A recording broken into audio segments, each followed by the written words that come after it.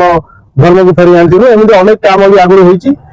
ଏ ବ୍ୟାସନଗର ସହର ଉପରେ ଯୋଉ ଘଟଣା ଘଟୁଛି ମୁଣ୍ଡୁମାରିଲେ କିଛି ଦିନ ତଳେ ହେଇଥିଲା, ଯାଇକି ପୋଲିସ ଦ୍ୱାରସ୍ଥ ହେଇଥିଲା, ସେମାନେ ବି ସେଠି ବନ୍ଦ ମନା କରିଛନ୍ତି। ଏବେ ଏଠି ଯୋଉ ଜିନିଷ ହଉଛି ଆକୁ ତୁରନ୍ତ ପୋଲିସ ବନ୍ଦ କରିବା ସହିତ ସେ ଯୋଉ ଅଲିଗାଲ ଅନାବାଦୀ ଜାଗା ଜଙ୍ଗଲ କିଷମ ଜାଗା ଉପରେ ଘର କରି ସେମାନେ ପ୍ରାର୍ଥନା କରୁଛନ୍ତି ତାକୁ ତୁରନ୍ତ ସିଲ୍ କରିବା ସହିତ ସେଠି ଭଙ୍ଗାଯାଉ ଏବଂ ଯୋଉମାନେ এই ଧର୍ମକୁ ପରିବର୍ତ୍ତନ କରିକି ଯାଇଛନ୍ତି ଆମ ହିନ୍ଦୁ ଧର୍ମରୁ ତାଙ୍କର ଆଧାର କାର୍ଡ ଦେଖାଯାଉ, ତାଙ୍କୁ ଗଭର୍ଣ୍ଣମେଣ୍ଟ ଯୋଉ ଆମ ଗଭର୍ଣ୍ଣମେଣ୍ଟ ତରଫରୁ ଯୋଉ ଦିଆହଉଛି ତାଙ୍କୁ ଫେସିଲିଟି, ସେ ଫେସିଲିଟି ଉପରେ ତଦାରଖ କରାଇକି ତାଙ୍କୁ ବନ୍ଦ କରାଯାଉ।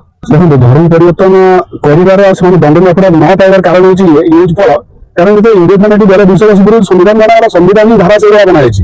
କାହିଁକି ସେମାନେ ଚାଲିଗଲେ ଯୋଉ ଆମର ଆମଦାନୀ ସମ୍ବିଧାନ ଏଥିରେ ଧାରା ଅଛି କଣ, ଆପଣ 18 ବର୍ଷ ହେଇଗଲା ପରେ ଗୋଟେ ଲୋକ ତା ମନଇଚ୍ଛା କରିପାରିବ। ଆପଣ ବୁଝିପାରିବେ ତ ଆମେ ଏଠି ଗଭର୍ଣ୍ଣମେଣ୍ଟ ହଉଛି ଆପଣ ବିରୋଧ କରା ମାନେ ଆମ ଏଗେନ୍ଷ୍ଟରେ କେସ୍ କରାହଉଛି ଯେ ତମେ କି ଆମେ କହିବାକୁ ସମ୍ବିଧାନ ଅଧିକାର ଆମେ ଯୋଉ ଯାଇପାରିବୁ। କିନ୍ତୁ ଆଉ ସମ୍ବିଧାନ କ୍ଲଜ ଦିଆ ଅଛି ଯେ ଭାରତର ହିନ୍ଦୁ ଧର୍ମ ସନାତନରେ ଆପଣ ଏଠି ଭାରତ ସମୟ ପ୍ରଚାର କରିପାରିବେ, ପ୍ରଚାର କରିପାରିବେ, ପ୍ରାର୍ଥନା କରିପାରିବେ, କିନ୍ତୁ ସ୍ପେସିଫିକ ଜାଗା ଅଛି। ଆପଣ ମୁସଲମାନ ଯେମିତି କରିବେ ମସଜିଦରେ, ମାନେ କରିବେ ଚର୍ଚ୍ଚ, ସେମାନେ ସାଧାରଣ ଜାଗାରେ ହିନ୍ଦୁ ବସ୍ତିରେ ସାଧାରଣ ହିନ୍ଦୁ ମାନଙ୍କୁ ନିରକ୍ଷର ଆଦିବାସୀ ହରିଜନ ବସ୍ତିରେ କାହିଁ କରୁଛନ୍ତି, ସେମାନେ ତ ଚର୍ଚ୍ଚ କରିପାରିଥାନ୍ତେ। ଏଥିପାଇଁ ସେ ଯୋଉ ଆମେ ବାହାରେ ଯୁବକ ଭାଇମାନେ ଆଉ ଏକତ୍ରିତ ହେଇକି ଦୀର୍ଘ 10 ବର୍ଷ ଧରି ଇଲିଗାଲ ଭାବରେ ଘରେ ଚାଲିଛି ତାକୁ ତୁରନ୍ତ ବନ୍ଦ କରିବା ପାଇଁ ଅନୁରୋଧ କରୁଛୁ। କାହିଁକି ନା ଏଠି ଗୁମାଂସ ଜାଗା ଦେଇଚାଳେ ଦୁଇଥର।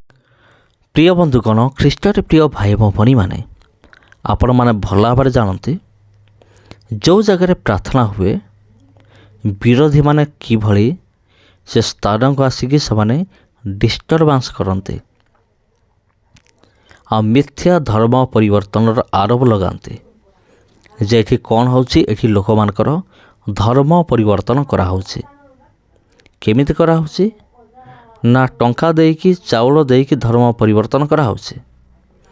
କିନ୍ତୁ ଯଦି ଆପଣ ସେମାନଙ୍କୁ ପ୍ରମାଣ ମାଗିବେ ଯେ ପ୍ରମାଣ ଦିଅ ଏଠି ଧର୍ମ ପରିବର୍ତ୍ତନ ହେଉଛି, ଏମାନଙ୍କ ପଛରେ ସେତିକି ଦମ୍ ନାହିଁ ଯେ ମାନେ ପ୍ରମାଣ ଦେବେ ଯେ ଏଠି ଧର୍ମ ପରିବର୍ତ୍ତନ ହେଉଥିଲା ବୋଲି କିମ୍ବା ହେଉଛି ବୋଲି।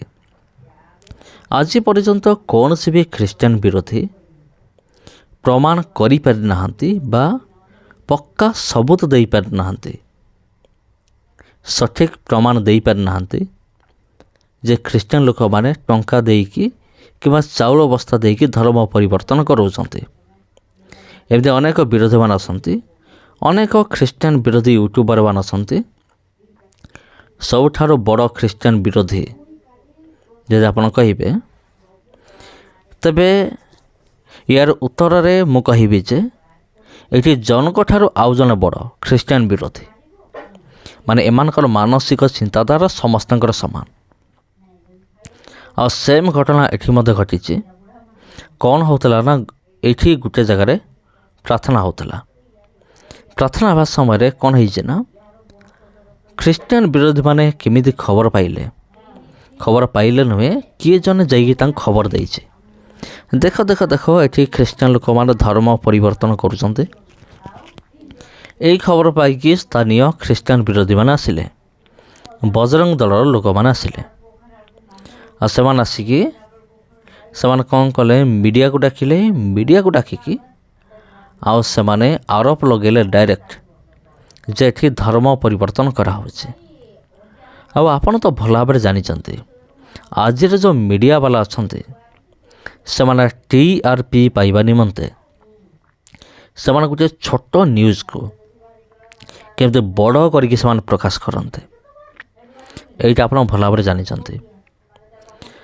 ଆଉ ଏଠାରେ ଦେଖନ୍ତୁ ଖ୍ରୀଷ୍ଟିଆନ ବିରୋଧୀମାନେ କେମିତି ସେମାନଙ୍କର ମତ ସେମାନେ ଦେଉଛନ୍ତି ଧର୍ମ ପରିବର୍ତ୍ତନ ହେଉଛି, କିନ୍ତୁ ଧର୍ମ ପରିବର୍ତ୍ତନକୁ ସେମାନେ ପ୍ରମାଣ କରିପାରନ୍ତି ନାହିଁ। ବହୁତ ଦିନ ପୂର୍ବରୁ ମୁଁ ଗୋଟେ ଭିଡ଼ିଓ ଅପଲୋଡ଼ କରିଥିଲି ମୋର ଚ୍ୟାନେଲରେ, ଆପଣ ସେ ଭିଡ଼ିଓକୁ ଆପଣ ଦେଖିଥିବେ। ଆଉ ସେଠି ଗୋଟେ ବିଷୟ ମୁଁ କହିଥିଲି ଯେ ଅନେକ ଏମିତି ଭ୍ରାନ୍ତ ଧାରଣା ଗୁଡ଼ିକ ଅଛି।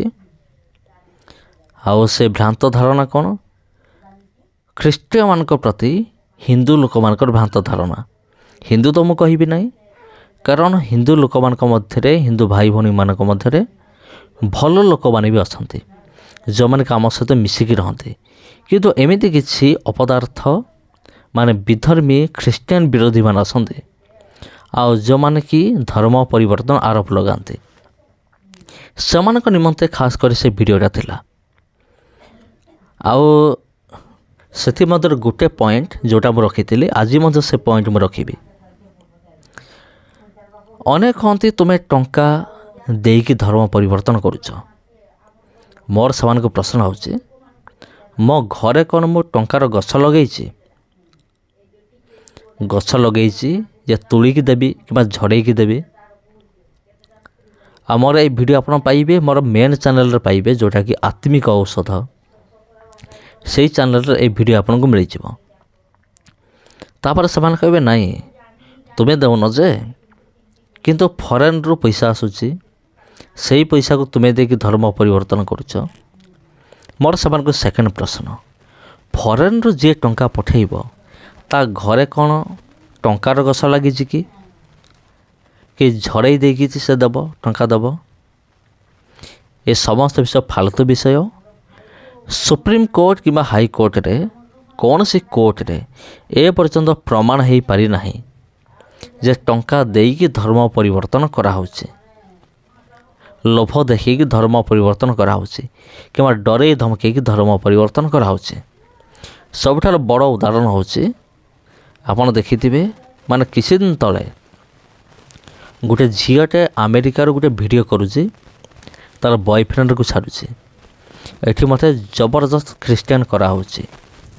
ଏ ଖବର ଶୁଣିକି ମାନେ ଖ୍ରୀଷ୍ଟିଆନ ବିରୋଧୀମାନଙ୍କର ଆନନ୍ଦ କହିଲେ ଆଉ ନ ସରେ। ମାନେ ବହୁତ ଆନନ୍ଦ ସେମାନଙ୍କର। ଯାହା ହଉ ଆଜି ଗୋଟେ ପ୍ରମାଣ ମିଳିଗଲା, ଖ୍ରୀଷ୍ଟିଆନ ଲୋକମାନେ ଡରେଇ ଧମକେଇକି ଧର୍ମ ପରିବର୍ତ୍ତନ କରୁଛନ୍ତି। କିନ୍ତୁ ସେ ଝିଅ ଯେତେବେଳେ ଓଡ଼ିଶା ଆସିକି ନିଜର ବୟାନକୁ ପରିବର୍ତ୍ତନ କଲା, ନାଇଁ ମୋତେ ସେଠି କୌଣସି ନିର୍ଯାତନା ଦିଆହେଉନଥିଲା, ଧର୍ମ ପରିବର୍ତ୍ତନ ପାଇଁ ବାଧ୍ୟ କରାହେଉନଥିଲା, ସେତେବେଳେ ଏଇ ଯେଉଁ ଖ୍ରୀଷ୍ଟିଆନ ବିରୋଧୀମାନେ ଡେଉଁଥିଲେ ଆଉ ସେମାନଙ୍କର ମୁହଁ ପୁରା ଶୁଖିଲା ହେଇଗଲା ପୁରା। ଆଉ ଆପଣ ଟିକେ ଚିନ୍ତା କରନ୍ତୁ, ଅନୁଭବ କରନ୍ତୁ, ଆପଣ ଜାଣିପାରିବେ କିଛି ଖ୍ରୀଷ୍ଟିଆନ ବିରୋଧୀ ନ୍ୟୁଜ୍ ଚ୍ୟାନେଲ ଗୁଡ଼ିକ ଅଛନ୍ତି ଯେଉଁମାନେ କି ସେଇ ଝିଅର ଭିଡ଼ିଓକୁ ଆଉ ଦେଖାଉନାହାନ୍ତି। କାରଣ ସେମାନଙ୍କ ଦରକାର ମାନେ କିଏ କେଉଁଠି ଧର୍ମ ପରିବର୍ତ୍ତନ କଲା, କେଉଁ ଖ୍ରୀଷ୍ଟିଆନ କେଉଁଠି ଚାଉଳ ବସ୍ତା ଦେଇଦେଲା ହେଲା କି, ଆଉ କେଉଁ ଖ୍ରୀଷ୍ଟିଆନ କେଉଁଠି ଡରେଇ ଧମକେଇକି ଧର୍ମ ପରିବର୍ତ୍ତନ କରେଇଲା। ଏମାନଙ୍କୁ ଏଇଭଳିଆ ନ୍ୟୁଜ୍ ଦରକାର, ନହେଲେ ଏମାନଙ୍କ TRP ବଢ଼ିବ ନାହିଁ। ମୁଁ ଲକ୍ଷ୍ୟ କରୁଥିଲି, ଆପଣ ବି ଲକ୍ଷ୍ୟ କରୁଥିବେ। ଆଉ ସେ ନ୍ୟୁଜ୍ ଚ୍ୟାନେଲର ନାଁ ହେଉଛି ଆର୍ଗୁସ୍ ନ୍ୟୁଜ୍ ଚ୍ୟାନେଲ, ସବୁଠାରୁ ବଡ଼ ଖ୍ରୀଷ୍ଟିଆନ ବିରୋଧୀ ନ୍ୟୁଜ୍ ଚ୍ୟାନେଲ। ଆଉ ଏମାନଙ୍କ ମୁହଁରେ ଲାଜ ନାହିଁ ଟିକେ ବି, ମିଛର ଧର୍ମ ପରିବର୍ତ୍ତନ ଆରୋପ ଲଗାଇବେ। ସମସ୍ତ ନମସ୍କାର ପ୍ରିୟ ବନ୍ଧୁଗଣ, ଯଦି এই ଭିଡ଼ିଓ ଆପଣଙ୍କୁ ଭଲ ଲାଗିଥାଏ ଭିଡ଼ିଓକୁ ସେୟାର କରନ୍ତୁ। ଯଦି ଆପଣ ଚ୍ୟାନେଲକୁ ପ୍ରଥମ ଥର ପାଇଁ ଆସିଛନ୍ତି ଚ୍ୟାନେଲକୁ ସବସ୍କ୍ରାଇବ୍ କରନ୍ତୁ। ଧନ୍ୟବାଦ।